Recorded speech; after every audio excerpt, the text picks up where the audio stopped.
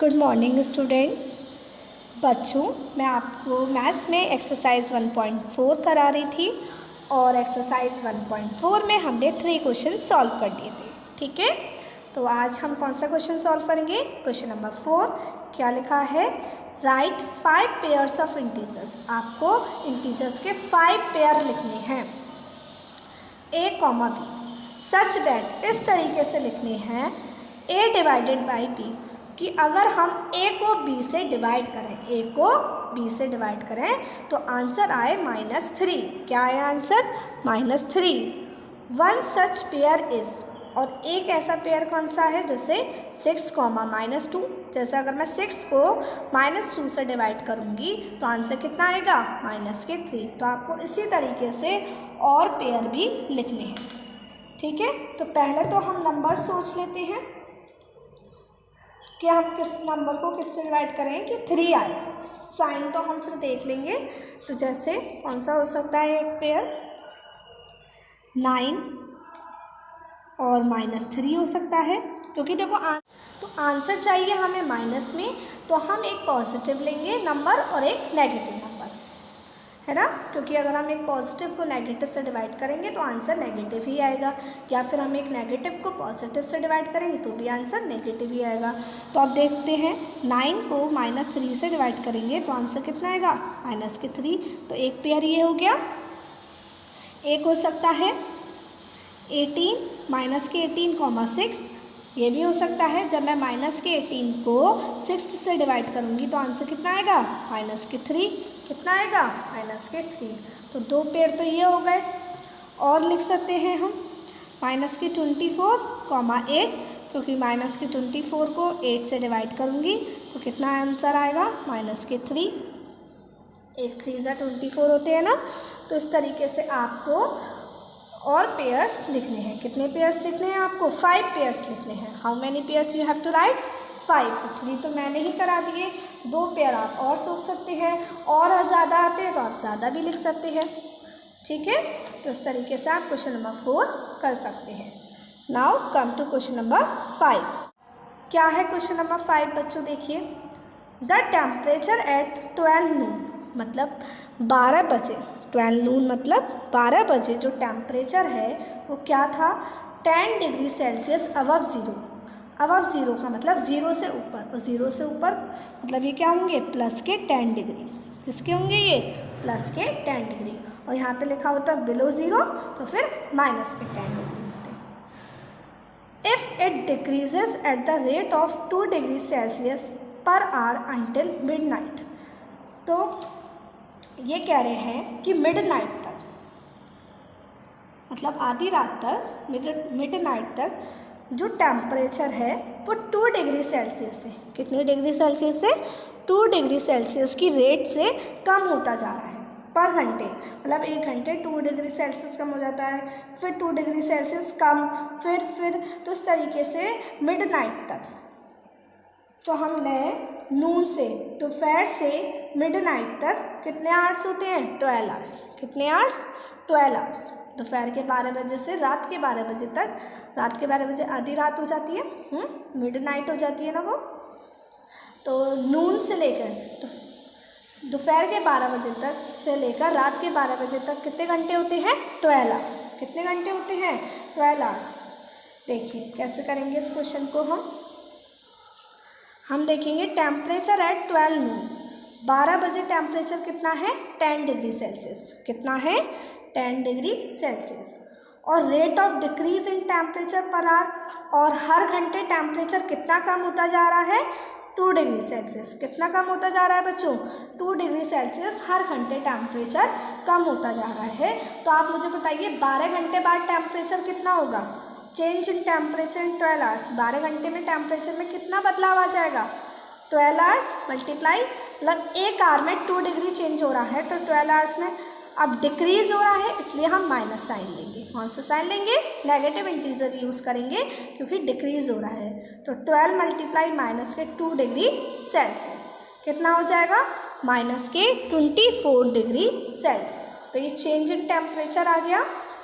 आगे देखिए अब, at what time would the temperature be 8 degree Celsius below zero. तो आपको बताना है कि किस समय पर, एट व्हाट टाइम मतलब किस समय पर टेम्परेचर, अब 8 डिग्री बिलो ज़ीरो मतलब 8 डिग्री ज़ीरो से बिलो, तो -8 डिग्री टेम्परेचर क्या होगा, बिलो ज़ीरो मतलब -8 डिग्री सेल्सियस, क्या होगा -8 डिग्री सेल्सियस। तो आपसे यही पूछ रहे हैं कि -8 डिग्री सेल्सियस टेम्परेचर कब होगा, टाइम बताना है आपको कब होगा।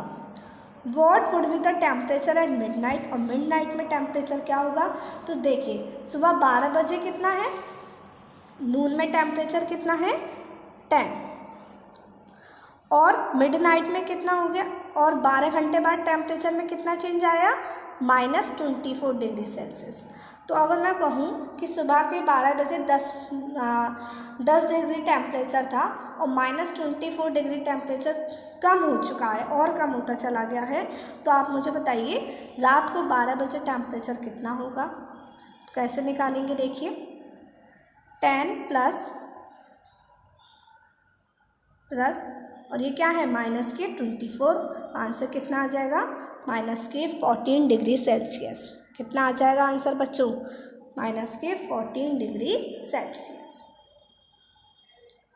ठीक है, अब देखिए अब हम क्या निकालेंगे, टेम्परेचर में डिफरेंस, क्योंकि हमसे पूछा गया है कि -8 डिग्री सेल्सियस टेम्परेचर कब होगा। तो हमने निकाला 10 डिग्री सेल्सियस, डिफरेंस कैसे निकालते हैं, माइनस करके, माइनस ब्रैकेट में हमने लिख दिया -8 डिग्री सेल्सियस। ओके, तो अब आंसर कितना आएगा 18 डिग्री सेल्सियस। कितना आएगा आंसर बच्चों, 18 डिग्री सेल्सियस। अब हम निकालेंगे नंबर ऑफ आवर्स कि आखिर कितने बजे वो टेम्परेचर होगा। तो 18 डिग्री सेल्सियस डिवाइडेड बाई, और 2 डिग्री कम होता जा रहा है ना, 2 डिग्री की रेट से कम हो रहा है, तो हम किससे डिवाइड कर देंगे 2 डिग्री से। तो आंसर कितना आ जाएगा 9 आवर्स। कितना आ जाएगा आंसर 9 आवर्स। तो दोपहर के 12 बजे 10 डिग्री टेम्परेचर था और 9 घंटे बाद कितना टेम्परेचर हो जाएगा, -8 डिग्री सेल्सियस। कितना टेम्परेचर हो जाएगा, -8 डिग्री सेल्सियस। तो कितने बजे, 9 बजे क्या टेम्परेचर हो रहा होगा, -8 डिग्री सेल्सियस। आई बात समझ में। तो आप इस क्वेश्चन को अच्छे से पहले वीडियो से समझिएगा, फिर करिएगा, अच्छे से समझकर क्वेश्चन को करिएगा। ठीक है, चलिए अब आगे बढ़ते हैं हम। चलिए अब हम देखते हैं क्वेश्चन नंबर 6। देखिए क्या लिखा है question number 6। In a class test, एक क्लास टेस्ट हुआ, +3 marks are given for every correct answer. हर एक सही आंसर के लिए +3 मार्क्स दिए गए, मतलब एक करेक्ट आंसर होगा तो +3, 2 होंगे तो +6, 3 होंगे तो +9, इस तरीके से। And -2 marks are given for every incorrect answer, और हर इनकरेक्ट आंसर के लिए, जो गलत आंसर है उसके लिए आपको -2 मार्क्स मिलेंगे। तो जैसे एक आंसर गलत है तो -2, 2 आंसर गलत है तो -4, 3 आंसर गलत है तो -6।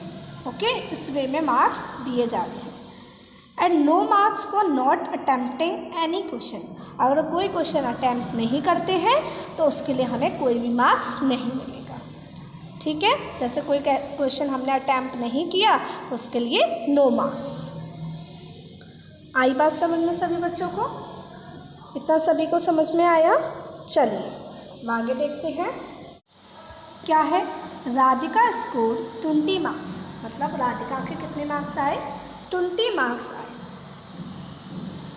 If she has got 12 correct answers, अगर उसने 12 करेक्ट आंसर्स किए, how many questions has she attempt incorrectly. तो आपको ये बताना है कि उसने कितने क्वेश्चंस इनकरेक्टली अटैम्प्ट किए, मतलब उसके कितने क्वेश्चंस इनकरेक्ट थे। इस क्वेश्चन में ये दिया है कि आपको टोटल मार्क्स दिए हैं, करेक्ट क्वेश्चंस के मार्क्स दिए हैं, या करेक्ट क्वेश्चंस बताए हैं कि कितने हैं, तो आपको ये बताने हैं कि इनकरेक्ट क्वेश्चन उसके कितने हैं। ठीक है, अब ऐसे सेकेंड वाला पार्ट है। Mohini scores -5 marks in this test. Mohini है वो -5 मार्क्स अटैम्प्ट करती है इस टेस्ट में। दो she has got 7 correct answers, और वो कितने करेक्ट आंसर्स करती है? 7। How many questions has she attempt incorrectly. तो सेम इसमें भी यही पूछा है। तो मैं आपको फर्स्ट वाला पार्ट पर से बताती हूँ कैसे करना है। राधिका वाला पार्ट आपको मोहिनी के इनकरेक्ट आंसर्स खुद ही निकालने हैं। तो फर्स्ट मैं आपको बताती हूँ, सेकेंड वाला सेम आपको फर्स्ट के तरीके से ही करना है।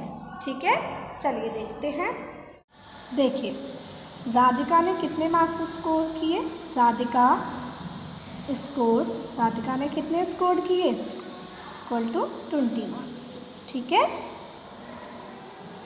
अब उसके 12 करेक्ट आंसर्स हैं, तो हम लिखेंगे मार्क्स ऑफ करेक्ट आंसर्स के मार्क्स ऑफ 12 करेक्ट आंसर्स। ठीक है, इसके कितने आंसर्स करेक्ट हैं? 12। तो 12 करेक्ट आंसर्स के मार्क्स कितने होंगे? हमारा अगर एक करेक्ट आंसर है तो उसके मार्क्स कितने मिल रहे थे? 3। तो 12 के कितने होंगे? 12 × 3 कितना आ गया आंसर? 36। कितने मार्क्स आ गए? 36 मार्क्स। ठीक है, कितने मार्क्स आ गए? 36 मार्क्स। तो राधिका के आए हैं 20 मार्क्स और करेक्ट आंसर उसके 36 मार्क्स के हैं, मतलब इनकरेक्ट आंसर्स उसके हैं। तो हम कैसे निकालेंगे मार्क्स ऑफ? पहले हम मार्क्स निकाल लेते हैं कि इनकरेक्ट आंसर्स में उसको कितने मार्क्स मिले। तो मार्क्स ऑफ इनकरेक्ट आंसर्स कितने, या फिर हम ऐसे भी लिख सकते हैं marks obtained by incorrect answers, है ना। तो 20 माइनस 36 कितना आ गया आंसर? माइनस के 60। कितने मार्क्स मिले उसको? माइनस के 60। ठीक है, अब हमने क्वेश्चन में ये भी पढ़ा कि अगर इनकरेक्ट आंसर होगा, एक इनकरेक्ट आंसर के लिए कितने मार्क्स मिलेंगे हमें? -2। कितने मार्क्स मिलेंगे? लिखेंगे मार्क्स फॉर 1 करेक्ट आंसर।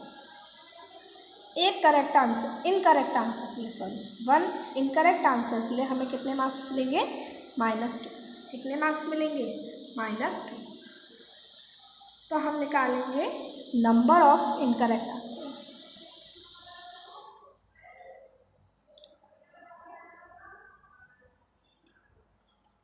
कैसे निकालेंगे? मार्क्स कितने मिले हैं उसे? -16, और एक के कितने हैं? -2। तो माइनस माइनस से कैंसिल, 2 से 16 8, मतलब उसके 8 इनकरेक्ट आंसर है। 8 इनकरेक्ट आंसर है ना, तो 8 इनकरेक्ट आंसर है। 1 इनकरेक्ट आंसर के लिए कितने मार्क्स मिल रहे हैं? -2। तो 8 इनकरेक्ट आंसर के लिए कितने मिलेंगे? 8 × -2 मतलब -16 आ रहा है, -16 ही आ रहा है। तो ये इसके नंबर ऑफ इनकरेक्ट आंसर्स कितने हैं? 8। कितने हैं उसके नंबर ऑफ इनकरेक्ट आंसर्स? 8। आई बात समझ में? अब आप इसी तरीके से मोहिनी की निकालेंगे। सेम ऐसे ही करना है। यहाँ पर आपको -5 करना है। यहाँ पर उसने 7 क्वेश्चन अटैम्प्ट किया, तो यहाँ पे आप 7 से निकालेंगे, और इसी वे में आप मोहिनी के भी निकाल लेंगे कि उसने कितने क्वेश्चंस इनकरेक्टली अटैम्प्ट किए हैं। ठीक है, आया क्वेश्चन नंबर 6 समझ में सभी को? चलिए, नाउ अब आपकी एक्सरसाइज का लास्ट क्वेश्चन है क्वेश्चन नंबर 7, उसे भी हम अच्छे से समझ लेते हैं। अब देखिए question number 7, an elevator descends into a mine shaft at the rate of 6 metre per minute. मतलब एक एलिवेटर है, वो डिसेंड करता है, फॉल डाउन मतलब नीचे गिरता है, कितनी रेट से? 6 मीटर पर मिनट, मतलब 1 मिनट में 6 मीटर गिरता है। If the descent starts from 10 metre above the ground level, और ये उतरना स्टार्ट होता है जैसे जो ग्राउंड लेवल होता है, ग्राउंड लेवल से 10 मीटर अबव, मतलब ग्राउंड जो लेवल है उसे 10 मीटर ऊपर। How long will it take to reach -350 metre. तो आपसे पूछा है कि कितना टाइम लेगा पहुँचने में, कहाँ पर पहुँचने में? -350 मीटर पहुँचने में उसे कितना टाइम लगेगा। देखिए कैसे करेंगे इस क्वेश्चन को बच्चों। देखिए, एलिवेटर की जो इनिशियल हाइट है, मतलब अभी जो कितनी ऊंचाई पर है, वो ग्राउंड लेवल से 10 मीटर ऊंचाई पर है। कितनी ऊंचाई पर है? 10 लेवल ऊंचाई पर। फाइनल डेप्थ ऑफ एलिवेटर, और ग्राउंड लेवल के नीचे हम देखेंगे तो उसे कहाँ तक पहुँचना है, -350 मीटर तक पहुँचना है। कहाँ तक पहुँचना है उसे, -350 मीटर तक। Okay, the total distance moved by elevator. अब एलिवेटर के द्वारा टोटल डिस्टेंस कितनी होगी, -350 -10, क्योंकि वो अबव द ग्राउंड लेवल है ना और वो बिलो द ग्राउंड लेवल है, तो बिलो द ग्राउंड लेवल मतलब -350। और हम टोटल डिस्टेंस निकालेंगे कि आखिर एलिवेटर की टोटल डिस्टेंस उसने कितनी चली।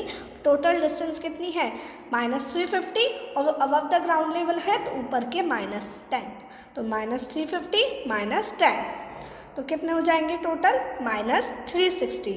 दोनों ही माइनस माइनस के साइन है, तो 350 में 10 ऐड करेंगे, कितना आएगा आंसर, 360, और माइनस माइनस का साइन क्या आ जाएगा, माइनस।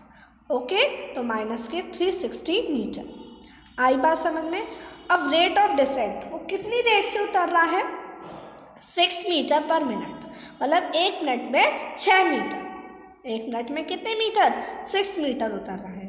तो हम निकालेंगे कि आखिर -360 मीटर उतरने में उसे कितना टाइम लगेगा। तो total time taken by elevator कितना है, -360, और किससे डिवाइड कर देंगे, 6 से।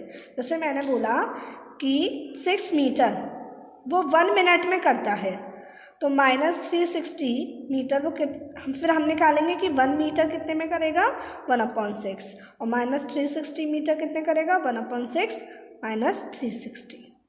ठीक है, तो 360 को हम 6 से क्या कर देंगे बच्चों, डिवाइड कर देंगे, कितना आ जाएगा आंसर, 60 मिनट्स। कितना आ जाएगा, 60 मिनट्स, और 60 मिनट्स मतलब 1 आवर, 1 घंटा। ओके, तो बच्चों आज आपको होमवर्क में क्वेश्चन नंबर 4 से लेकर 7 तक अपनी नोटबुक में करना है। ठीक है, तो यहीं पर ये आपका चैप्टर फिनिश होता है। चैप्टर 1 फिनिश हो गया, इंटीजर्स। नाउ हम नेक्स्ट क्लास में चैप्टर 2 स्टार्ट करेंगे। चैप्टर 2 है आपका फ्रैक्शंस एंड डेसिमल्स। तो आज आप ये वर्क करेंगे, साथ ही साथ आपने प्रीवियस क्लास में फ्रैक्शंस और डेसिमल्स के बारे में पढ़ा है ना। डिफरेंट टाइप्स ऑफ फ्रैक्शंस होते हैं, उनको सॉल्व कैसे किया जाता है, उनको ऐड कैसे किया जाता है, मल्टीप्लाई, डिवाइड, सब्ट्रैक्ट कैसे किया जाता है। तो ये सारी चीज़ें आप रिकॉल कर रखेंगे। आपके पास आपकी ओल्ड क्लास की बुक होगी, उससे अच्छे से पढ़ कर रखेंगे। ठीक है, अब मैं आपको नेक्स्ट क्लास में मिलूंगी न्यू चैप्टर के साथ। Till then take care, bye bye.